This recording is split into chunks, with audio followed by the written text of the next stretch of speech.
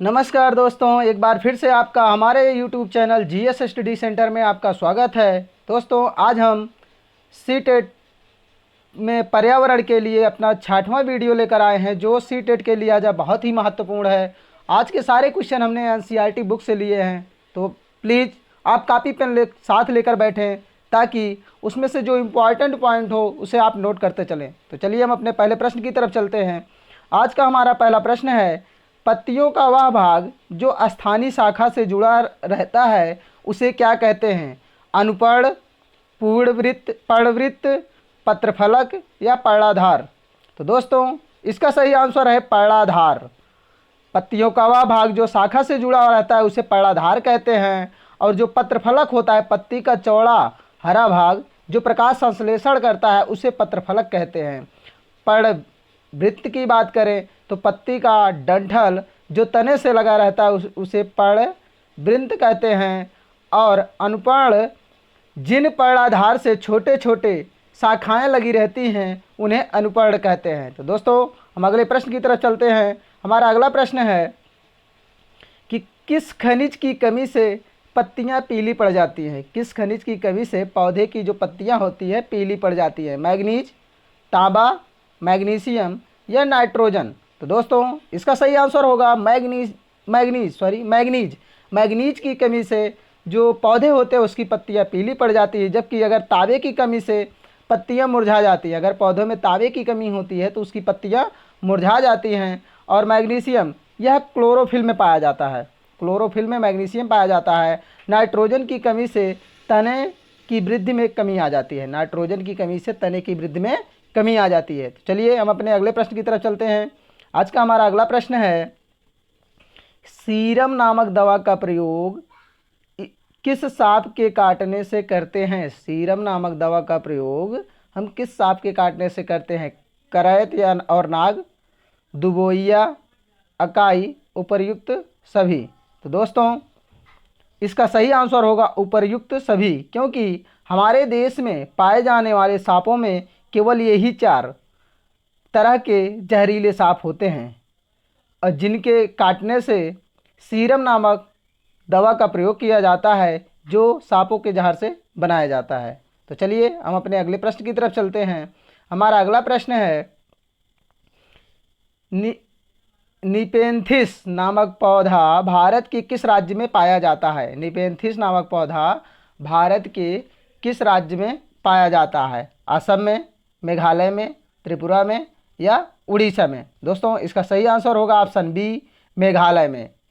Nepenthes नामक पौधा भारत के मेघालय राज्य में पाया जाता है। अगर इसकी हम विशेषता बताएं तो यह पौधा कीड़े मकोड़े और छोटे जीवों का शिकार करता है। इसका आकार लंबे घड़े जैसा होता है, जिसके ऊपर पत्ती का ढक्कन लगा होता है, और बड़े जो उसका घड़े का आकार का होता है उसमें से खुशबू निकलती है, जिसकी वजह से कीड़े मकोड़े अंदर जाते हैं और वे उसी में फंस जाते हैं। तो यह पौधा निपेंथिस पौधा भारत के मेघालय राज्य में पाया जाता है। तो चलिए हम अपने अगले प्रश्न की तरफ चलते हैं। हमारा अगला प्रश्न है, भारत देश की आकृति किस प्रकार की है, या भारत देश की आकृति कैसी है? तो चलिए देखते हैं। ऑप्शन ए है त्रिकोणी, चतुष्कोणी, गोलाई-नुमा या इनमें से कोई नहीं? तो दोस्तों, इसका सही आंसर होगा चतुष्कोणीय। भारत देश की आकृति चतुष्कोणीय है। अगर भारत की बात करें तो भारत दक्षिण एशिया के मध्य में स्थित है। भारत दक्षिण एशिया के मध्य में स्थित है। इसकी आकृति चतुष्कोणीय है, और भारत उत्तरी पूर्वी गोलार्ध में स्थित है। दोस्तों, बहुत बार परीक्षा में पूछा गया है कि भारत किस गोलार्ध में स्थित है। अगर पूरा बताना होगा तो भारत उत्तर पूर्वी गोलार्ध में स्थित है। और क्षेत्रफल की बात करें तो 32,87,263 वर्ग किलोमीटर इसका क्षेत्रफल है, जो विश्व का 2.42% है। तो चलिए हम अपने अगले प्रश्न की तरफ चलते हैं। यह प्रश्न बहुत ही इंपॉर्टेंट है दोस्तों। आज इस प्रश्न में हम आपको बहुत बेहतरीन ट्रिक बताएंगे। स्टेट बैंक ऑफ इंडिया का मुख्यालय कहाँ है? स्टेट बैंक ऑफ इंडिया का मुख्यालय कहाँ है? ऑप्शन है दिल्ली, मुंबई, कोलकाता या चेन्नई। तो दोस्तों, इसका सही आंसर होगा मुंबई। जिन बैंकों के साथ बैंक ऑफ इंडिया लगा हो, जो भी बैंक हो, जिन बैंकों के साथ बैंक ऑफ इंडिया लगा हो, समझ लीजिए कि उसका मुख्यालय कहाँ होगा?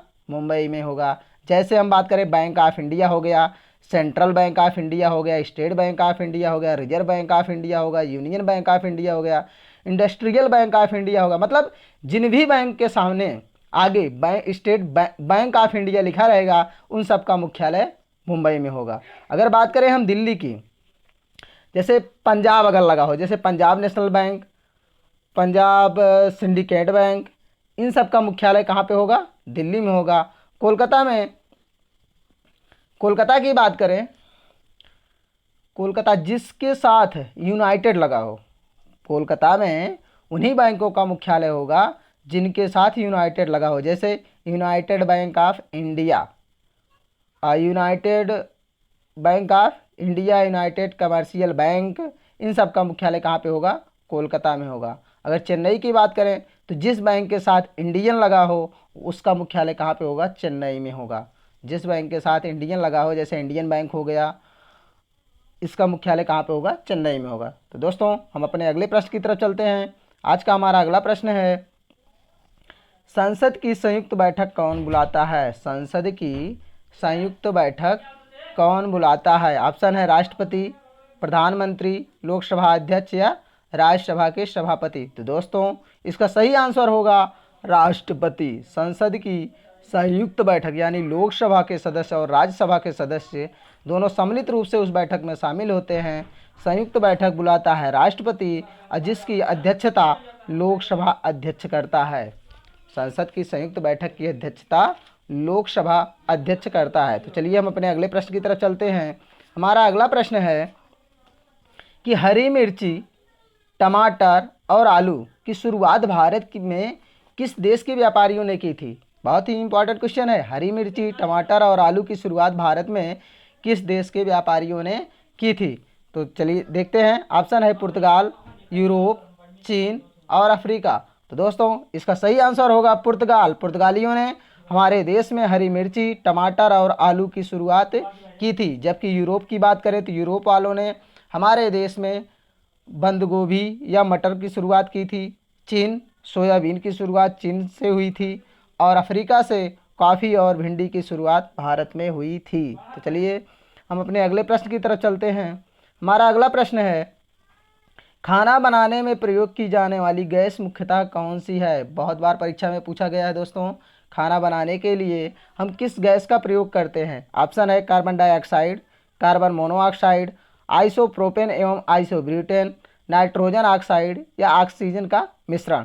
दोस्तों इसका सही आंसर होगा ऑप्शन सी, आइसोप्रोपेन एवं आइसोब्यूटेन। तो चलिए हम अपने अगले प्रश्न की तरफ चलते हैं।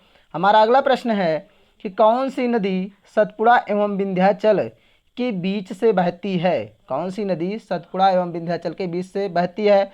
ऑप्शन है नर्मदा नदी, कावेरी नदी, गोदावरी और लूनी नदी। तो दोस्तों इसका सही आंसर होगा ऑप्शन ए, नर्मदा नदी, जो सतपुड़ा एवं विंध्याचल के बीच से बहती है। अगर हम बात करें तो विंध्याचल पर्वत है वह भारत को दो भागों में विभाजित करता है, उत्तर भारत और दक्षिण भारत में।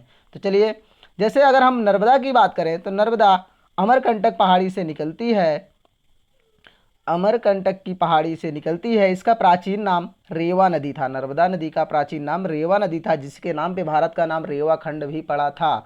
यह भ्रंश घाटी से होकर गुजरती है। भ्रंश घाटी मतलब सतपुड़ा और विंध्याचल पर्वत के बीच से होकर गुजरती है, इसे कि भ्रंश घाटी कहते हैं। तो भ्रंश घाटी से होकर गुजरती है जो अरब सागर में गिरती है। दोस्तों अरब सागर में गिरने वाली नदियाँ डेल्टे का निर्माण नहीं करती हैं।